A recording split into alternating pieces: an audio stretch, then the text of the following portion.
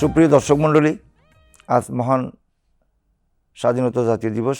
আজ 26শে মার্চ আমাদের জাতীয় ইতিহাসের অতীব গুরুত্বপূর্ণ স্মারকটির আনুষ্ঠানিক সূচনা হয়েছিল এই দিনে।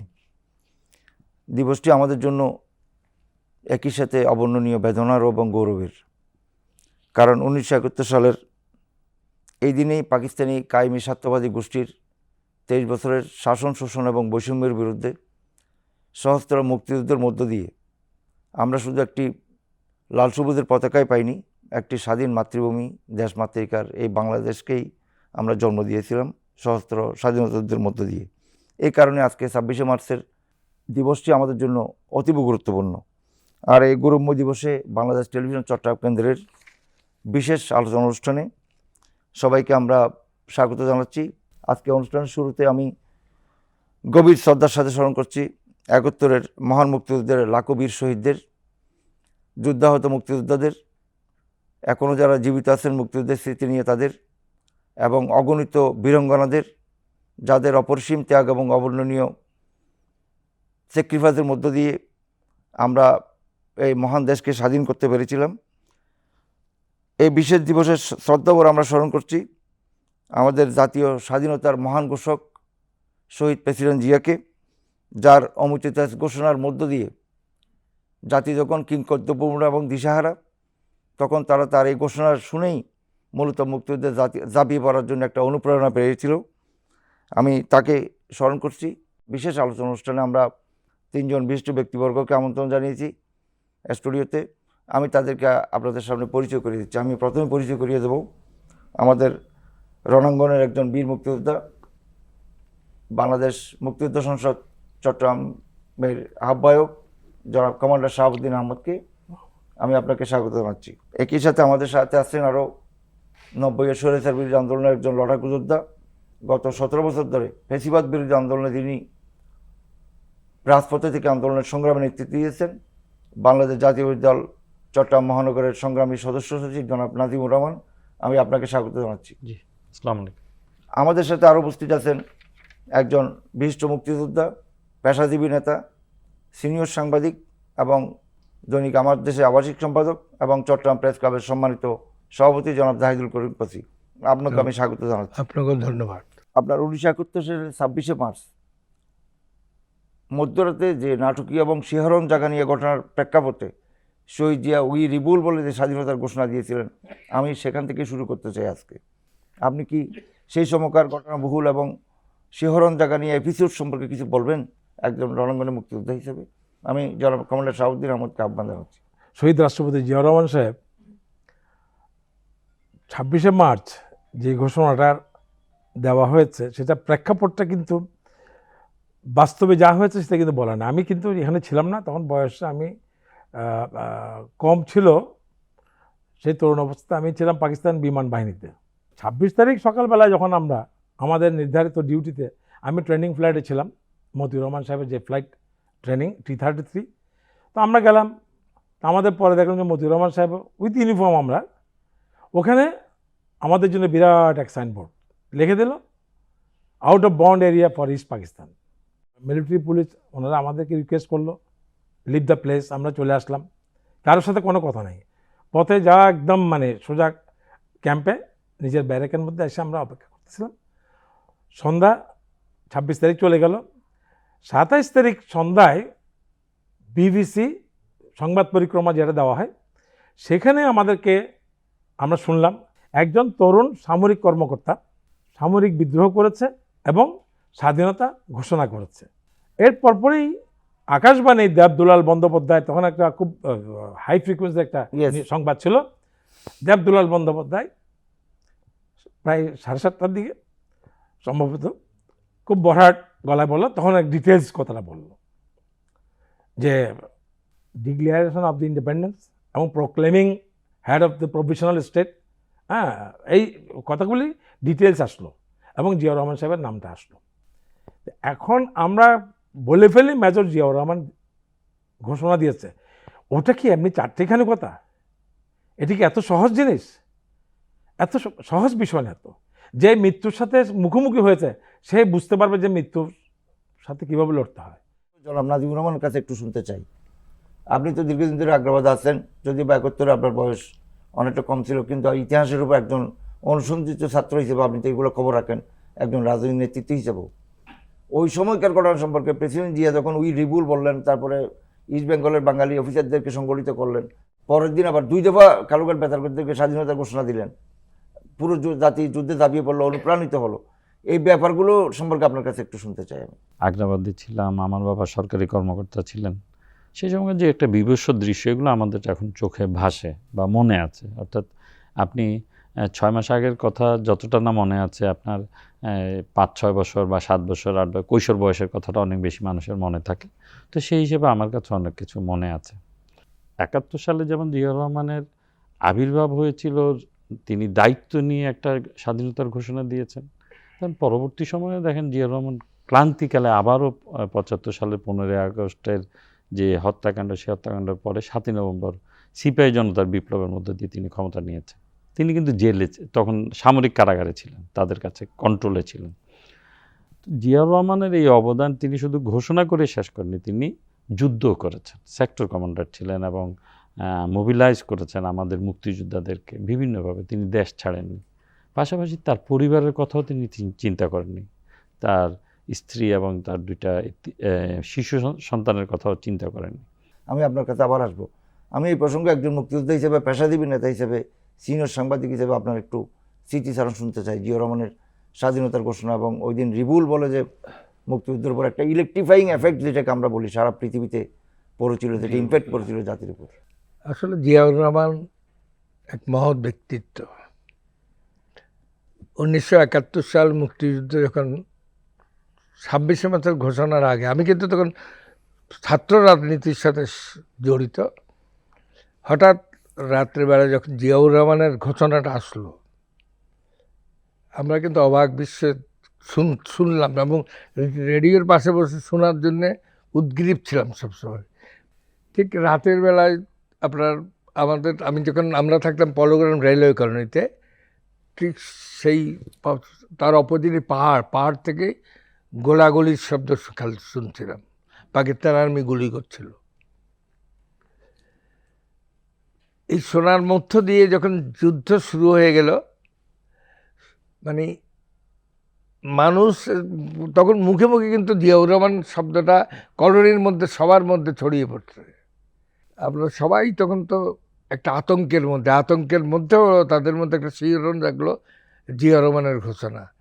সমগ্র দেশের মানুষের এই রেডিওর মধ্য দিয়ে কিন্তু সবার মধ্যে স্ফুলিঙ্গের মতো করে সব ছড়িয়ে পড়লো। 1972 সালের 26শে মার্চ তৎকালীন সরকারি ট্রাস্টের পত্রিকা দৈনিক বাংলা একটি বিশেষ সংখ্যায় একটি জাতির জন্ম শিরোনামে জিয়াউর রহমানের নিজের লেখা একটা স্মৃতিচারণমূলক লেখা প্রকাশিত হয়েছিল। শিরোনাম ছিল একটি জাতির জন্ম। ওখানে শহীদ জিয়া নিজেই লিখছেন, একটা সাব হেডিং ছিল উই রিবোল্ড নামে। অনেকগুলা মানে পাকিস্তানের বিমান বাহিনীতে কীভাবে গেলেন, কোনি কখন জার্মানিতে গেলেন, পাকিস্তানের সামরিক বাহিনীতে কী করছে, ইস্ট বেঙ্গল রেজিমেন্ট নিয়ে কী ধরনের বিহেভিয়ার, পাকিস্তান নিয়ে তাদের কী ধরনের, পূর্ব পাকিস্তান নিয়ে তাদের কী ধরনের আচরণ, এগুলো ছোটো ছোটো ছোটো ছোটো অংশে তিনি স্মৃতিচারণমূলক লেখা অনেকগুলো লিখছেন। এখানে উই রিবোল্ড নামে একটা সাব হেডিং ছিল। ওখানে লেখাটা আমি পড়ে শোনাচ্ছি, খুবই ইন্টারেস্টিং। ছোট্ট একটি অংশ পড়ে শোনাচ্ছি, অনেক বড় লেখা। তারপর এলো সেই কালো রাত, 25-26 মার্চের মধ্যবর্তী কালো রাত। আমরা বন্দরের পথে বের হলাম। আগ্রাবাদে আমাদের থামতে হলো। পথে ছিল ব্যারিকেড। এই সময় সেখানে এলো মেজর খালিকুজ্জামান চৌধুরী। ক্যাপ্টেন অলি আহমদের কাছ থেকে এক বার্তা এসছে। আমি রাস্তায় হাঁটছিলাম, খালেক আমাকে একটু দূরে নিয়ে গেল, কানে কানে বলল, তারা ক্যান্টনমেন্টে ও শহরে সামরিক তৎপরতা শুরু করেছে, বহু বাঙালিকে হত্যা করেছে। এটা ছিল একটা সিদ্ধান্ত গ্রহণের চূড়ান্ত সময়। কয়েক সেকেন্ডের মধ্যে আমি বললাম, উই রিবোল্ড। আমরা বিদ্রোহ করলাম। তুমি 16 শহর বাজারে যাও, পাকিস্তানি অফিসারদের গ্রেপ্তার করো, অলি আহমদকে বলো ব্যাটালিয়ন তৈরি রাখতে, আমি আসছি। এটা 1972 সালের 26শে মার্চ দৈনিক বাংলার বিশেষ সংখ্যায় প্রকাশিত। তখন বাংলাদেশের স্বাধীনতা যুদ্ধের রাজনৈতিক নেতৃত্বের সমস্ত লিজেন্ডরা কিন্তু জীবিত ছিলেন। লেখা যখন প্রকাশিত হয়, এরপরে বাংলাদেশের স্বাধীনতা যুদ্ধের সমস্ত নেতৃত্ব এবং রাজনৈতিক নেতৃত্ব থেকে শুরু করে সামনে সবাই বেঁচে ছিল। কেউ কিন্তু এই লেখার সাথে আমরা এই প্রতিবাদ পর্যন্ত করে, দ্বিমত করে। দ্বিমত প্রকাশ করতে দেখিনি, অথবা কোনো ধরনের রিজয়েন্ডার অথবা এটার প্রতিবাদ করতে আমরা দেখিনি। নিজের জীবন, নিজের পরিবার, নিজের ভবিষ্যৎ কোনো দিকে না তাকিয়ে অসম সাহসিকতায় যে লোকটি এই যে বলল সিদ্ধান্ত গ্রহণের এখন চূড়ান্ত সময়, এই সময়টা উনি পিক আপ করে যে স্বাধীনতার ঘোষণাটা দিলেন, এই ধরনের দিনের আলোর মতো প্রত্যেকটা সত্য নিয়ে আমরা জাতি হিসেবে কত দুর্ভাগ্য নয় কি, কেন এটা নিয়ে বিতর্ক হচ্ছে বারবার, এই প্রসঙ্গে আমি আপনার কাছে শাহনাজ সাহেবের সাথে আমি কিন্তু আপনার যে মিস্ত্রি আপনার আপনার দেওয়ানহাট ওই পর্যন্ত মিছিলের কথা বললেন, এই জিয়াউর রহমান যেই ট্যাঙ্ক নিয়ে যে মিছিলে সামনের দিকে যাচ্ছিলেন, আমার সৌভাগ্য হচ্ছিল সেই মিছিলে থাকার। আপনি যেটা বললেন আমি তো আমার পূর্বে বললাম, তাহলে এটার স্বীকৃতি ওখানে কোথায় পেলেন? জিয়া রহমান সাহেব নিজেই বললেন যে মেজর খালেকুজ্জামান যদি ওনাকে না ডাকলে, সংবাদটা না দিলে, কিংবা ওখান থেকে ফিরে না আনলে, তাহলে আজকে জিয়া রহমান থাকতেন না। তো আল্লাহর মেহরবানি, যে আল্লাহর, আমি তো বলবো যে আল্লাহর অনেক অশেষ মেহরবানি জিয়া রহমান সাহেবের উপরে, আমাদের জাতির জন্য এরকম একটা নেতা পাওয়া, এটা অত্যন্ত ভাগ্যের ব্যাপার। উনি দেশের জন্য, দেশের মানুষের জন্য, জাতির জন্য যে সম্ভাবনাময় একটা সমৃদ্ধিকর দেশ করা যায় সেটাই প্রমাণ করলেন। ওনার বই তো লেখা আছে, জনগণ যে দলে আমি সে দলের নেতা। নাজিবুর রহমান সাহেবের কাছে এই বিষয়ে আবার একটু জানতে চাইব। শুধু এটা নয়, আপনার উই রিবুল বলে উনি শেষ করেনি, পরের দিন কিন্তু কালুরঘাট, তৎকালীন কালুরঘাট ট্রান্সমিশন কেন্দ্র থেকে উনি 2 দফা স্বাধীনতার ঘোষণা দিয়েছিলেন। এবং আমরা দেখি আপনার মুক্তিযুদ্ধের সর্বাধিনায়ক আপনার ইয়ার বাইশ মাসের একে খন্দকারের লেখাতে এবং পরবর্তীতে আপনার মেজর জেনারেল শওকতের লেখাতে, স্মৃতিচারমূল লেখাতে এই বিষয়টা বারবার আসছে, যে এটা অস্বীকার করার কিছুই নেই। একটু নাজিবুর রহমান সাহেবের দৃষ্টি আকর্ষণ করছিলাম আমাদের শহীদ জি, প্রেসিডেন্ট। এটা আমি একমত পোষণ করছি। জিয়া রহমান আসলে নির্লোভী মানুষ ছিলেন, যেহেতু স্বাধীনতার ঘোষণা নিয়ে অনেকগুলো বিতর্ক তৈরি করেছেন।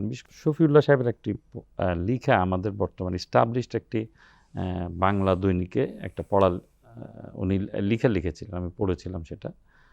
7ই মার্চের যে ভাষণ, সেই ভাষণের ওনার বক্তব্য হলো, আমরা রেডি নিয়ে বসেছিলাম যে শেখ মুজিব কোনো স্বাধীনতার ঘোষণা দেন কি না।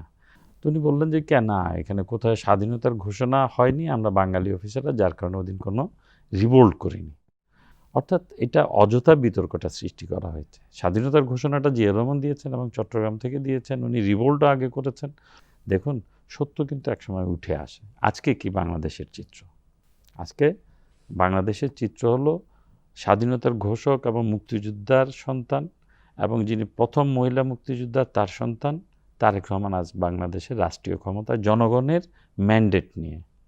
এই জনগণের ভালোবাসা, মানুষের ভালোবাসা অর্জন করার জন্য কিন্তু আপনাকে ভালো কিছু করতে হবে, চেষ্টা করতে হবে। অবশ্যই আমি কতটুকু ভালো করতে পারলাম না পারলাম এটা জনগণ বিচার করবে, কিন্তু আমার চেষ্টাটা ভালো থাকতে হবে, সৎ থাকতে হবে, ইচ্ছা শক্তিটা আমার থাকতে হবে।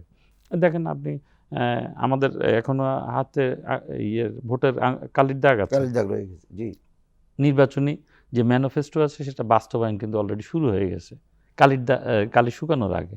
তো এটা কিন্তু অতীতে কখনো হয়নি। তো এই যে ধরেন আজকে জিয়াউর রহমান যেমন একটা প্রেরণা ছিলেন মানুষের জন্য 75 সালের 15ই আগস্টের পরে, একইভাবে বেগম খালেদা জিয়া যে মহিষী রূপ, গণতন্ত্রকে পুনঃপ্রতিষ্ঠিত করার জন্য, গণতন্ত্রকে ফিরিয়ে আনার জন্য তার যে আত্মত্যাগ, সেটাও আমরা দেখেছি।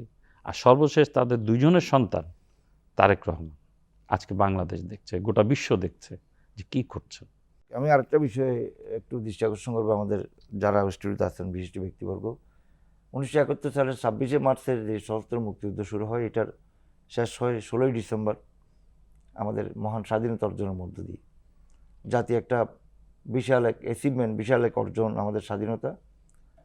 জাতি দেখলো 16ই ডিসেম্বর 9 মাসের মুক্তিযুদ্ধের মধ্য দিয়ে আমরা বাংলাদেশ পেলাম।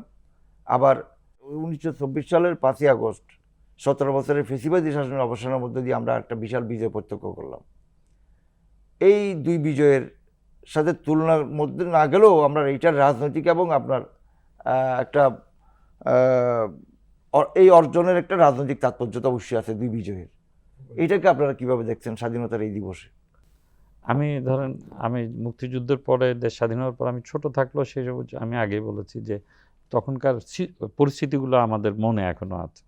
দেখুন, দেশ স্বাধীন হওয়ার পরে খুন, ডাকাতি, রাহাজানি, ধর্ষণ, পরের সম্পদ দখল করা, হেন কোনো অপকর্ম নাই যেটা করা হয়নি।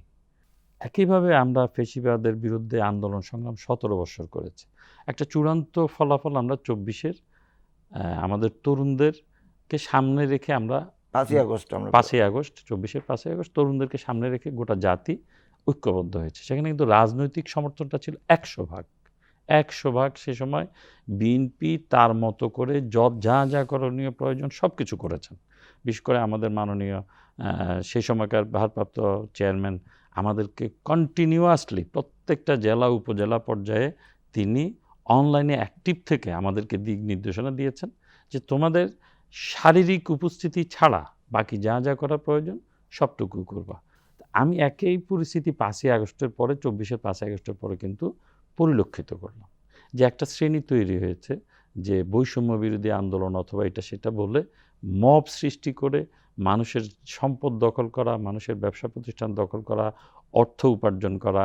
হয়তো এখানে ওই 71 সালে যেভাবে হয়েছে সেইভাবে হয় না, অনেকটা নীরবে হয়েছে। অনেকটা নীরবে হয়েছে যে ফেসিবাদ ট্যাগ দিয়ে তার কাছ থেকে অর্থ হাতিয়ে নেওয়া অথবা তার ব্যবসায়িক প্রতিষ্ঠান দখল করা অথবা তাকে বিভিন্নভাবে নিগৃহীত করা, এই ঘটনাগুলো হয়েছে। আমি দুই বিজয়কে রিলেট করে জাতির যে একটা রাজনৈতিক একটা তাৎপর্য আছে, আমি এই বিষয়ের দিকে আপনার দৃষ্টি আকর্ষণ করবো। আমি প্রথমে আমাদের জাহিদুল করিম কোচি সাহেবের কাছে একটু দৃষ্টি আকর্ষণ করি, দুই বিজয়টাকে আমরা কিভাবে দেখছি। আসলে 71-এর মুক্তিযুদ্ধের যে বিজয়, সে বিজয় তো অবিস্মরণীয়, আমাকে স্বীকার করতে হবে। যেহেতু আমি একটা মুক্তিযুদ্ধে করেছি, জেল কেটেছি, 4.5 মাস জেল জীবন কেটেছে। আর 24-এর আরেকটা মহাবিপ্লবের মধ্য দিয়ে বাংলাদেশের মানুষ আবার স্বাধীনতা অর্জন করেছে। এই স্বাধীনতা অর্জন এবং মহাবিপ্লবের মধ্য দিয়ে যে আমরা নতুন করে বা স্বাধীনতা পেয়েছি, এই স্বাধীনতা দুটোই কিন্তু একটা অত্যন্ত গুরুত্বপূর্ণ। আর এই গুরুত্বপূর্ণ 71 সালের গুরুত্বপূর্ণ ভূমিকা ছিলেন শহীদ রাষ্ট্রপতি জিয়াউর রহমান, যিনি স্বাধীনতা ঘোষণা করতেন। আর 24-এর বিপ্লবে আপনারা জানেন আমাদের মহান নেত্রী কিন্তু গত 17 বছর ধরে যে আন্দোলন, খালেদা জিয়া, এই খালেদার আন্দোলনকে কখনো আপনার কেউ অস্বীকার করতে পারবে না। কারণ খালেদা জিয়ার নেতৃত্বেই কিন্তু আন্দোলন সংগ্রাম এবং মানুষের তার যে বক্তব্যগুলো বিভিন্ন সময় জেল জুলুমের বিরুদ্ধে সবাই কিন্তু আদর্শ হিসেবে ধরে নিতেন। সেজন্যই দেশের তরুণরা কিন্তু সবসময় মাঠে ছিল। বিএনপির হাজার হাজার কর্মী জেল জুলুম খেটেছে, আপনারা জানেন। আমরাও মাঠে ছিলাম, আমরা ফাইট করেছি এবং ফাইট করার কারণেই, এবং তারেক রহমান সাহেব যিনি তারুণ্যের প্রতীক, আপনি জানেন বিদেশ থেকে বসে সব সার্বক্ষণিকভাবে তিনি আমাদের নেতা কর্মীদের সাথে কথা বলেছেন, উদ্দীপনা সৃষ্টি করেছেন। তো জিয়াউর রহমান, খালেদা জিয়া এবং তারেক রহমান তিনজনের কিন্তু আজকের এই স্বাধীনতা, প্রথম মুক্তিযুদ্ধের স্বাধীনতা, তারপরের মধ্যে বাংলাদেশের মহামুক্তির স্বাধীনতা, এবং এখন যিনি ক্ষমতা এসছেন যেহেতু তারেক রহমান, তার সেই সময়কার ভূমিকা সব মিলিয়ে কিন্তু রাজনৈতিক ইতিহাসে একটা নতুন দিগন্ত সৃষ্টি করেছে আমাদের মধ্যে। সমগ্র দেশের মানুষের মধ্যে কিন্তু এই প্রজন্মের তারেক রহমান, খালেদা জিয়া এবং জিয়াউর রহমান সবসময় স্মরণীয় থাকবেন। সাম্য, গণতন্ত্র এবং মানবিক মর্যাদার মতো বিষয়, মৌলিক অধিকারের বিষয়গুলোকে সামনে রেখে আমরা স্বাধীনতা যুদ্ধে ঝাঁপিয়ে পড়েছিলাম। কিন্তু স্বাধীনতার 53 বছর পরেও আমরা একটি কল্যাণমূলক, মানবিক, গণতান্ত্রিক রাষ্ট্রের জন্য আমাদেরকে এখনো জীবন দিতে হচ্ছে। কেন? এই দায়ভার কার? ইতিহাসের এই দায়ভার কে নেবে?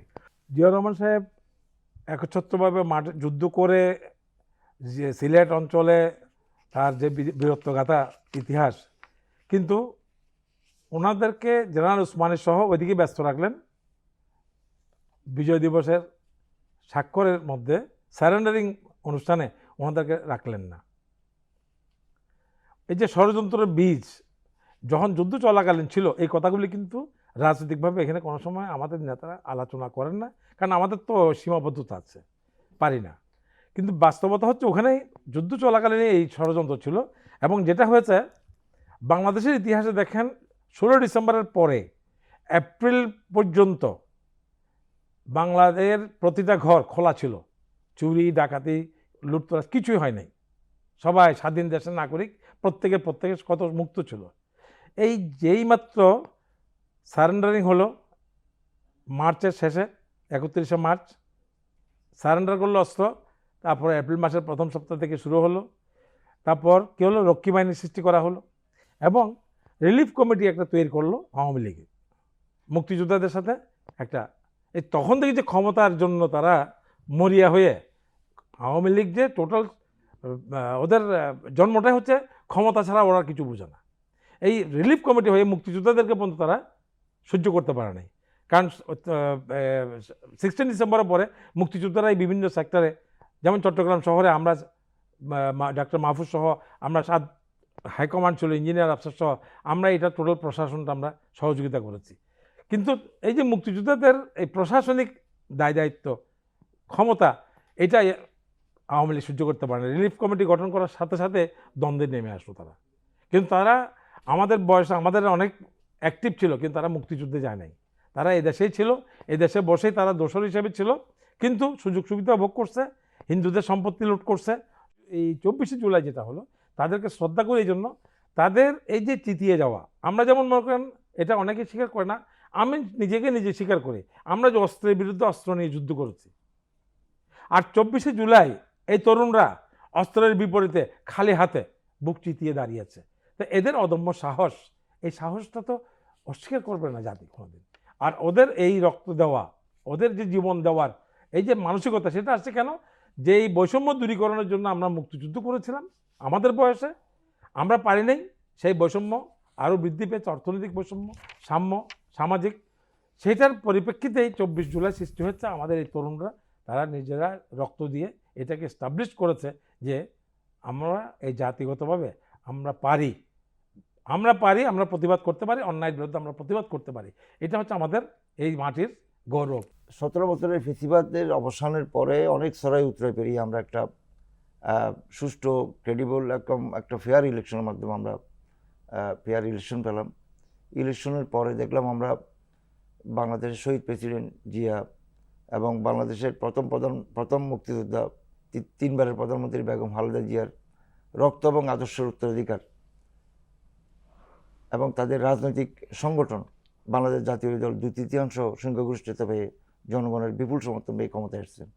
এবং অর্থনীতির ভঙ্গুর অবস্থা, রাজনৈতিক অস্থিরতা, সারা বিশ্বব্যাপী একটা যুদ্ধ, মধ্যপ্রাচ্যের যুদ্ধ, অর্থনীতির একটা বিশাল চ্যালেঞ্জ, এগুলোর সামনে নিয়ে আমাদের তারেক রহমান সাহেব বিশাল এক বোঝা কাঁধে নিয়ে বাংলাদেশের প্রধানমন্ত্রীর মতো গুরুদায়িত্ব কাঁধে নিয়ে 1 মাসের মধ্যেই রাজনৈতিক প্রতিশ্রুতি পূরণের জন্য মাঠে ঝাঁপিয়ে পড়েছেন। এবং আমরা এই ধরনের একটা গণতান্ত্রিক সরকারের কাছে আজকে স্বাধীনতা দিবসের এই দিনে আমরা জাতির প্রত্যাশা কী থাকতে পারে, আমি নাজিবুর রহমান সাহেবের কাছে জানতে চাই। দেখেন, আমাদের জাতিটা গঠন হইতে হয়েছিল, মুক্তিযুদ্ধে তো হয়েছিল একটি স্বাধীন, সার্বভৌম এবং দেশ হিসাবে যেন আমরা টিকে থাকতে পারি, আমাদের জন্য বাক স্বাধীনতা থাকে, আমাদের জন্য সংবাদপত্র আর স্বাধীনতা থাকে। সেই সময় তার এত মিডিয়া ছিল না, ইলেকট্রনিক্স মিডিয়া, শুধুমাত্র সংবাদপত্র ছিল আর এই রেডিও টেলিভিশন ছিল। টেলিভিশনের পরিমাণটা হয়তো বা কম ছিল, রেডিওটা আমরা বেশি শুনতাম। আমরা ছোটোকালে দেখতাম যে রেডিও একটা নিয়ে কানে ধরে বিবিসি অথবা ভয়েস অফ আমেরিকা শোনার চেষ্টা করছিলাম। তো সব কিছু মিলিয়ে আমি মনে করি যে আমাদের মৌলিক চাহিদাগুলো আছে, সেই মৌলিক চাহিদা পূরণ করে দেশটাকে একটা গণতান্ত্রিক এবং বাসযোগ্য আবাসভূমি করার জন্য, মানবিক বাংলাদেশ তৈরি করার জন্য আমাদের সবাইকে সম্মিলিতভাবে চেষ্টা করতে হবে।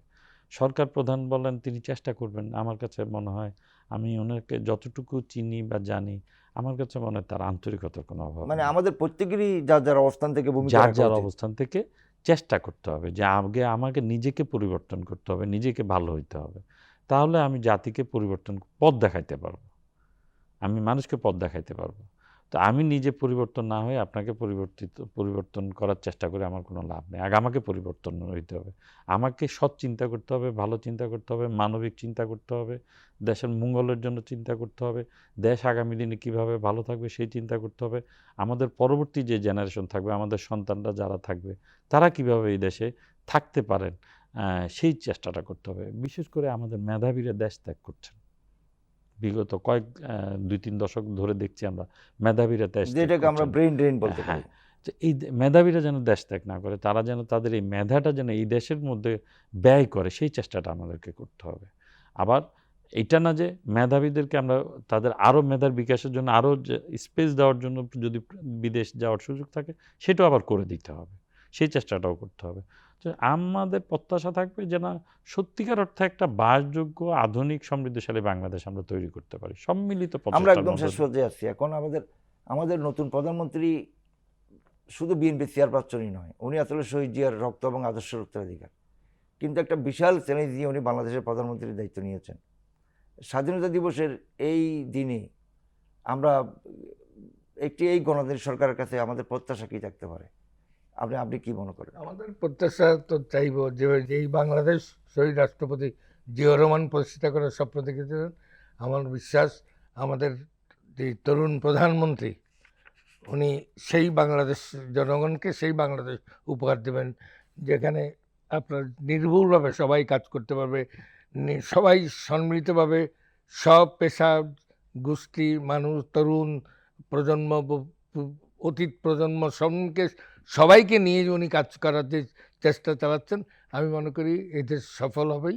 আমার একটা জিনিস হচ্ছে, আমাদের এই তরুণ প্রধানমন্ত্রীর কাছে ওনার যে নতুন সৃষ্টি, স্বাধীনতাকে সাধারণ মানুষ এবং আমাদের আগামী প্রজন্মের কাছে আকর্ষণীয় করে তোলার জন্য, সুফল পৌঁছে দেওয়ার সুফল জন্য। পৌঁছে দেওয়ার জন্য রাজনৈতিক কর্মসূচি ছাড়াও স্বাধীনতা দিবসটাকে যাতে কাছে পায়, আনন্দের সাথে উপভোগ করতে পারে বিভিন্নভাবে।